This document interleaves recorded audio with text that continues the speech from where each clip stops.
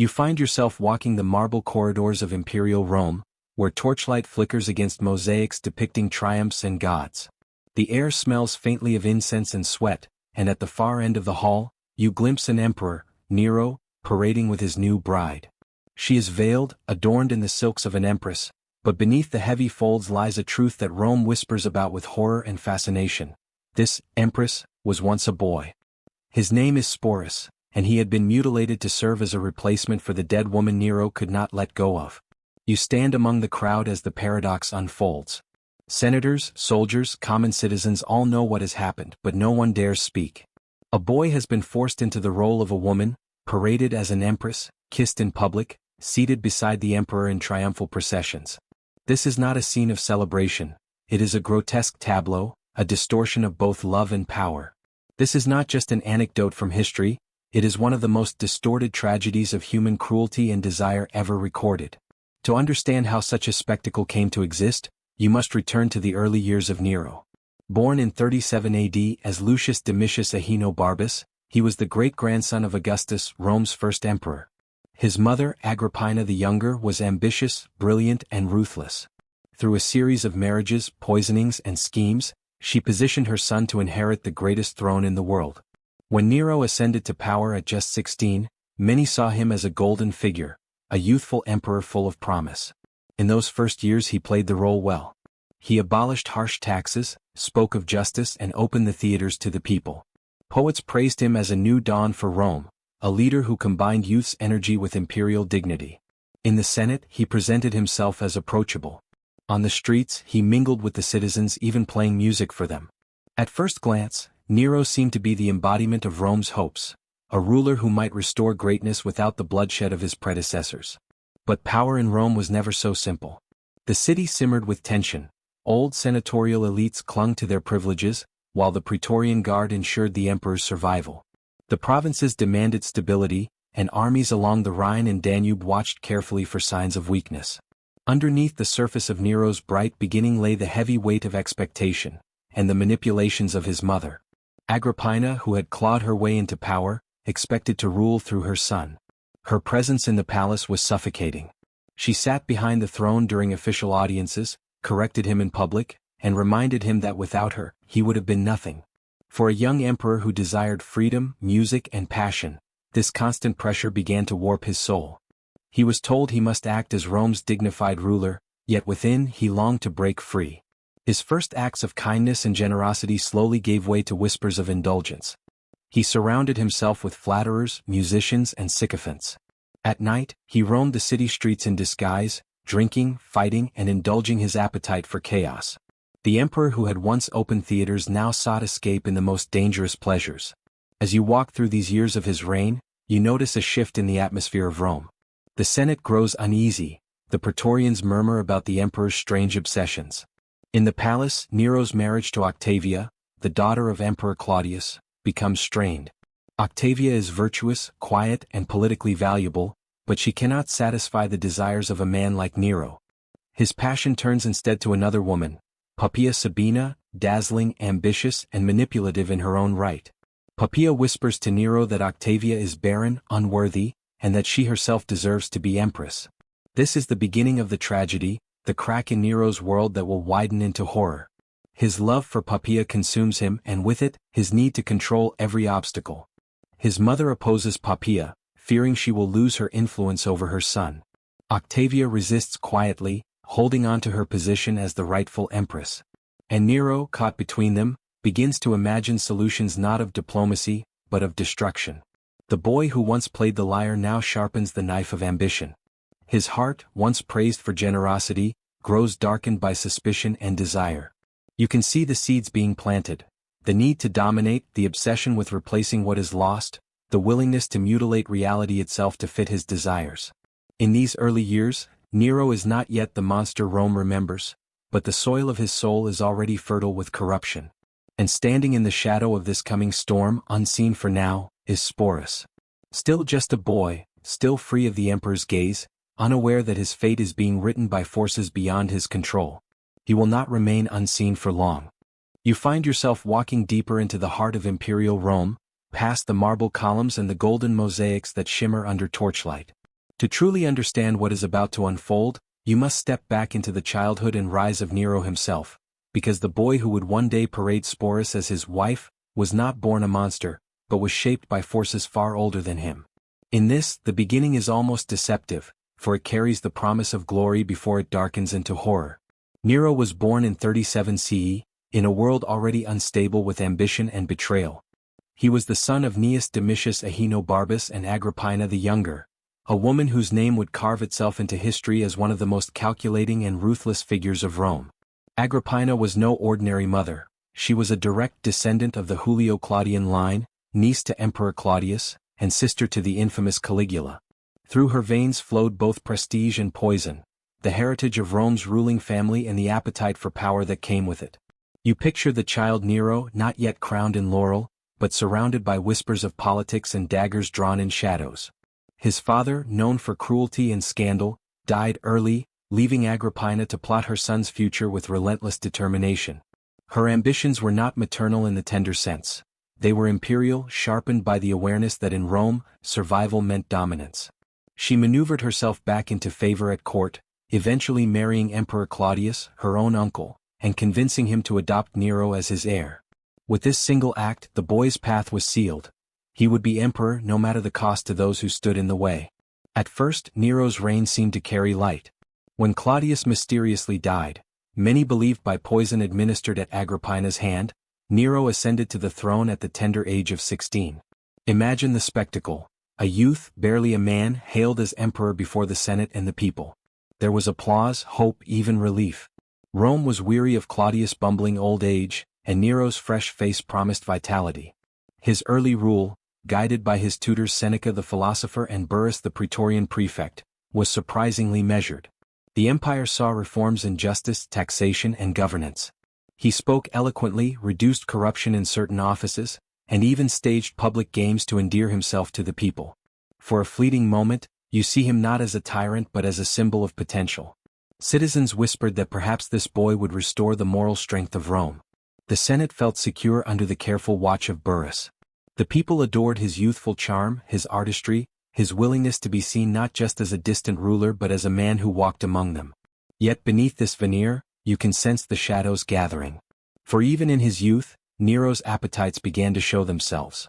He adored performance, singing, playing the lyre, acting before crowds.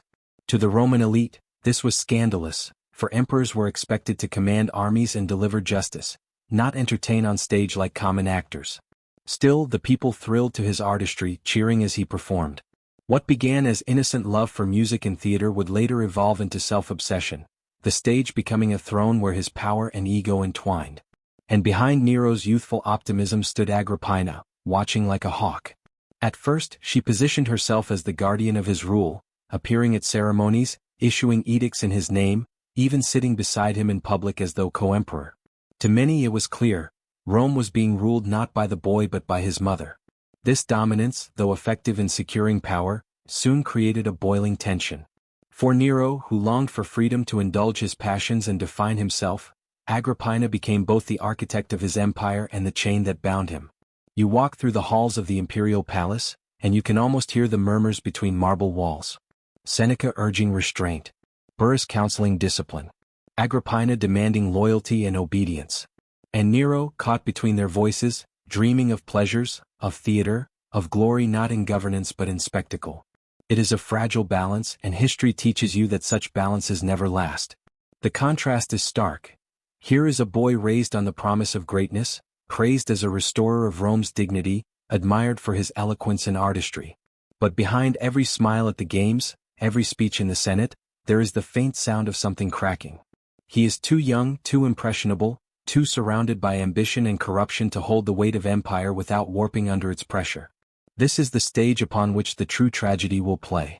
For when the initial light of Nero's reign dims, what follows will not simply be the failure of an emperor, it will be the birth of one of history's darkest spectacles. A ruler who sought to erase his pain and insecurities by reshaping others into grotesque symbols of his desires. The name Sporus does not yet appear, but you feel its shadow waiting. The boy who will be forced into the role of Empress is already walking, unknowingly, toward his fate. And Nero, still praised, still adored, is already moving toward the corruption that will consume both himself and those closest to him. The corridors of the palace grow darker now, and as you follow the flickering light of history, you step into the moment when Nero's reign begins its descent from promise into nightmare. The mask of a benevolent young emperor slips, and beneath it emerges a ruler consumed by insecurity, lust, and cruelty. The first cracks appear in the most intimate of places, within his own family. Agrippina, once the architect of Nero's power, became the first obstacle to his independence. She had placed the diadem upon his head, but she never let him forget that he wore it by her will. Her presence at court was overbearing, her interference constant, and her influence undeniable. To the Senate and to Rome, it was as though the empire was ruled by a mother and her son, not by the emperor alone. Nero's frustration grew. His tutors, Seneca and Burrus, tried to mediate, urging him toward moderation, but the young emperor bristled under Agrippina's watchful eyes. He longed to live as he pleased, lavish banquets, indulgent affairs, performances upon the stage. He wanted freedom, and Agrippina's power stood in the way. The break came over matters of the heart. Nero had married Octavia, the daughter of Claudius, to secure his legitimacy, but the marriage was cold, political, and loveless. He sought affection elsewhere, and soon his eyes fell upon a woman named Poppaea Sabina. Poppaea was beautiful, ambitious, and dangerously persuasive. She whispered to Nero that he could not truly be emperor while bound to a barren wife and a domineering mother. These whispers found fertile ground in Nero's restless mind. Imagine the young emperor, torn between duty and desire, standing in the shadows of the palace gardens. Octavia's quiet dignity offered him nothing but formality. Poppaea's passion and cunning promised him everything he craved. And Agrippina, his mother, his creator, his oppressor, stood in the way of it all. It was Poppaea who pushed hardest, warning Nero that as long as Agrippina lived, he would never be free to reign as his own man. The tension exploded when Agrippina openly criticized Nero's relationship with Poppaea, threatening to champion another heir instead. In her arrogance, she believed that the throne she had given him could also be taken away. But she had underestimated the ruthlessness her son had inherited. The plot against Agrippina is one of the most infamous episodes of Nero's life, a tale almost theatrical in its cruelty. At first he attempted subtlety. A gift was prepared, a boat rigged to collapse and sink at sea, sending his mother to her watery grave in what might appear an accident. Agrippina, ever sharp, sensed danger. When the mechanism failed and she swam to safety, suspicion became certainty. The empire held its breath. Would Nero dare cross the most sacred of boundaries and murder his own mother? The answer came swiftly. Nero dispatched assassins to finish what the sea had not. They stormed Agrippina's villa, and the Empress mother, realizing the inevitable, bared her womb to them and cried, "Strike here first, for it bore such a son." Their blades obeyed. You stand in the silence that follows, knowing you have just witnessed the moment Nero became unshackled from all restraint. Matricide, the most unnatural of crimes, marked his transformation. The young emperor, once hailed as a new dawn for Rome, had murdered the very woman who gave him life. From that night onward, Nero would no longer be guided by the wisdom of Seneca, nor checked by the discipline of Burrus, nor shadowed by Agrippina's control. He was free, but that freedom was poisoned. And yet Rome did not revolt. The Senate offered condolences. The people muttered but did not rise. Fear and spectacle kept them silent. Nero even staged elaborate games and festivals to distract from the blood that stained his hands. And in Poppaea's arms he found both comfort and further corruption. She had succeeded in removing her rival, and with her influence, Nero's indulgences grew ever more extravagant. It is in this environment of unchecked desire that Nero's true obsessions began to flourish. The emperor no longer confined himself to the duties of state. He craved performance, appearing on stage before thousands, demanding applause as though the empire itself existed to adore him. Senators sat uncomfortably as their emperor sang and acted like a common entertainer, but none dared protest. To defy him was to risk death. The darkness in Nero's soul deepened. His marriage to Octavia, already fragile, ended in tragedy. Accused of adultery and infertility, she was exiled and later executed, a fate orchestrated by Poppaea and sanctioned by Nero. The Roman people mourned her, but again their grief was swallowed in silence. One by one, those close to him were eliminated, until only flatterers and sycophants remained. And then came the fire. In the year 64 CE, flames swept through Rome, devouring homes, temples, and markets. The devastation was catastrophic. Rumors spread like smoke that Nero himself had ordered the fire, whether to clear land for his grand palace or simply to watch the city burn. Some even whispered that as the inferno raged, he stood upon a tower, playing his lyre and singing of Troy's destruction. Though history debates the truth, perception mattered more than fact. The people's trust in their emperor cracked. To divert blame, Nero cast suspicion upon a small and unpopular sect, the Christians. They became scapegoats, tortured and executed in gruesome displays, burned alive, torn by dogs, crucified, as Nero staged their deaths as public entertainment. The cruelty served both as punishment and as a spectacle for a population weary of despair. At last you feel the path narrowing toward the darkest chapter of all. For in the midst of fire, blood, and tyranny, Nero's personal desires remained insatiable. Poppaea, the woman for whom he had murdered his mother and wife, became his empress. Yet even she could not escape his violence. One night, in a fit of rage, Nero struck her while she was pregnant, killing both her and their unborn child. This is the moment where Nero's story collapses into grotesque tragedy. His lust, once seductive and charming, now devoured everything around him: family, empire, even love itself. And from the ashes of Poppaea's death, the emperor's grief twisted into something unimaginable. He would not accept her absence. He would not live without an empress by his side. And so, in his madness, he sought a replacement. That replacement would be found in the form of a boy named Sporus. Step carefully now, for you are entering one of the most disturbing passages in Rome's history, a tale where grief, power, and madness entwine into something almost too grotesque to believe. Nero's great love, Poppaea Sabina, was dead, and with her death, the emperor's last tether to any semblance of humanity seemed to snap. The palace grew hollow without her presence. Nero wandered its gilded halls restless and inconsolable, his mind haunted by the face he had once adored. He wept, he raged, he drowned himself in performances and excess, but nothing filled the void. To Rome, it was whispered that the emperor had lost not only his empress, but also his reason. And then came the boy. His name was Sporus, a youth of remarkable beauty, whose delicate features bore an uncanny resemblance to the late Poppaea. He was slight, fair, and gentle in appearance, the sort of beauty that seemed almost fragile, like a marble statue come to life. To most he was just another ornament in the imperial entourage. To Nero he was the answer to his grief, the vessel through which he could reclaim what he had destroyed. But to make this illusion real, Nero would take an unspeakable step. He ordered that Sporus be castrated, his manhood cut away to preserve the boy's likeness to a woman. In one act, Nero transformed him from youth to surrogate, from servant to a living echo of the empress he had killed. Rome whispered in shock, but the emperor's will was absolute. Imagine the scene. The imperial court gathered as Sporus, dressed in fine robes, was led forth not as a slave, not as a concubine but as a bride. Nero staged a full wedding ceremony, complete with dowry, veil, and vows. He himself took the role of husband, binding the boy to him before witnesses of the empire. The Senate, the soldiers, the servants, they watched in silence, too afraid to laugh, too horrified to protest. From that day onward, Sporus was addressed not by his own name but as Sabina, the Empress reborn. It is hard to overstate the strangeness of this union. Nero paraded Sporus through the streets as though he truly were Poppaea returned from the grave. He called him lady, dressed him in the silks of the imperial wardrobe, and expected the Roman world to treat this illusion as truth. Banquets were held where Sporus sat beside the emperor in the place of honor, his soft features veiled, his silence echoing louder than any protest could. But beneath this theater of madness, tragedy festered. Sporus was no willing partner in this charade. He was a boy stripped of his future, forced to bear the weight of Nero's obsession.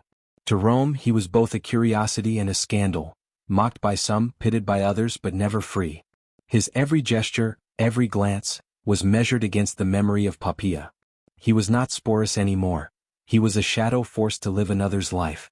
And the emperor, drunk on his illusion, only pushed further. On public occasions, he would kiss Sporus tenderly before the crowds, as though daring the city to laugh. He took him on tours, presented him at festivals, and even declared that no man had ever been more faithful to his wife.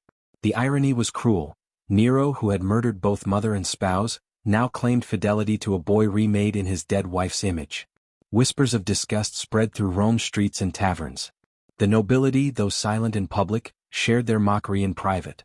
To them, Nero was no longer a ruler but a clown, no longer a Caesar but a madman playing at theater while the empire rotted. Yet the laughter never left the shadows. His power was still absolute, and dissent was still answered with death. For Sporus, the nightmare had only begun. His very identity had been stolen, his body mutilated, his name erased. To live under Nero's love was to endure a prison far worse than chains. He was clothed in jewels and finery, but behind the gilded mask lay the horror of being forced to play a part in the emperor's endless performance. And all the while Rome slid deeper into chaos. The treasury drained, the people starved, and provinces seethed under misrule. But Nero cared only for his stage, his games, and his false empress. The empire itself had become an audience for his madness, and Sporus was the centerpiece of his most grotesque play. As you stand within this chapter of history, the silence grows heavy. You cannot help but wonder, was Sporus merely a victim of circumstance, or did he, in his own quiet way, become a mirror of Rome itself, violated, reshaped, and paraded by a ruler who cared nothing for truth? This was not just a scandal. It was a symbol, the moment when Rome saw its emperor's insanity laid bare, when power twisted love into obsession and grief into monstrosity. But even the cruelest performances cannot last forever. Nero's reign was approaching its end, and the fate of both emperor and Sporus would soon turn toward darkness. The palace torches still burned, but beyond its gilded walls the empire trembled. By now, Nero's indulgences were no longer whispers but wounds upon Rome itself. The coffers had been drained by endless performances, spectacles, and the emperor's insatiable hunger for adoration. The people starved, the provinces grumbled with rebellion, and the Senate began to taste the possibility of freedom. But within his golden cage, Nero was blind to the storm. He paraded Sporus as if nothing had changed. Wherever the emperor went, his bride followed, veiled in silks, adorned in jewels, silent beside him like a ghost. The contrast was striking. Outside, Rome was breaking. Inside, Nero played house with a boy he had forced into womanhood. Soon, rebellion could no longer be silenced. In the distant provinces, governors raised legions in defiance. Spain declared its opposition, Gaul seethed, and even in Italy loyalty began to fracture. The Senate, once cowed into silence, now whispered of open betrayal. Rome was not only disgusted, it was preparing to act. And Nero? He turned to fantasy. Rather than fight, he dreamed of fleeing eastward, of remaking his empire in the image of Greece, where his art would be adored and his union with Sporus less scandalous. He spoke of abandoning Rome altogether, as though the eternal city were nothing more than a stage that had ceased to applaud. But as the legions drew near, the illusion shattered. Friends deserted him, guards refused his orders, and the palace grew emptier by the hour. Even his courtiers melted away, leaving only a few loyal freedmen, and Sporus. The boy, once a victim, was now tethered to a man unraveling before his eyes. The Senate declared Nero a public enemy. The Praetorians turned against him. Rome itself seemed to breathe relief at the chance of his downfall. Alone, frantic, Nero clutched at Sporus as though the boy could anchor him against the tide. He spoke of taking him to Egypt, of beginning a new life as a singer and artist, far from the scorn of Rome. But the city had decided. Soldiers closed in. Nero fled through backstreets, barefoot, dressed in rags, his jewels discarded in desperation. Sporus trailed behind him, veiled and silent, a bizarre remnant of an empire's shame. Together with a handful of attendants, they reached a villa on the outskirts of the city. It was there that the last act began. In the villa, reports arrived. The Senate had condemned him. The soldiers were only hours away. Panic consumed the emperor. He begged his companions to kill him, to spare him the humiliation of capture. None dared. Sporus, silent as always, stood witness as Nero raged, wept, and pleaded. Finally Nero seized a dagger. His hands shook too violently to act, and he turned to his companions crying, "Have I neither friend nor foe?" Even at the end he sought an audience, one last performance. At last, with the help of a freedman, he pressed the blade into his throat. And so, the last of the Julio-Claudian emperors died not in triumph, but in shame, abandoned by his city, remembered not for greatness but for madness. Yet for Sporus, the nightmare did not end with Nero's death. The boy who had been remade into an empress, paraded through Rome's streets, forced into a marriage that mocked nature itself, he still lived. And in his survival lay the cruelest twist of all. Nero was gone, but the world would not free Sporus. Instead, new masters rose, and his tragedy was only deepening. For the Senate, for the people, Sporus was more than a victim. He was a living symbol of Nero's corruption, a reminder of Rome's darkest theater. And symbols, in times of upheaval, are never left untouched.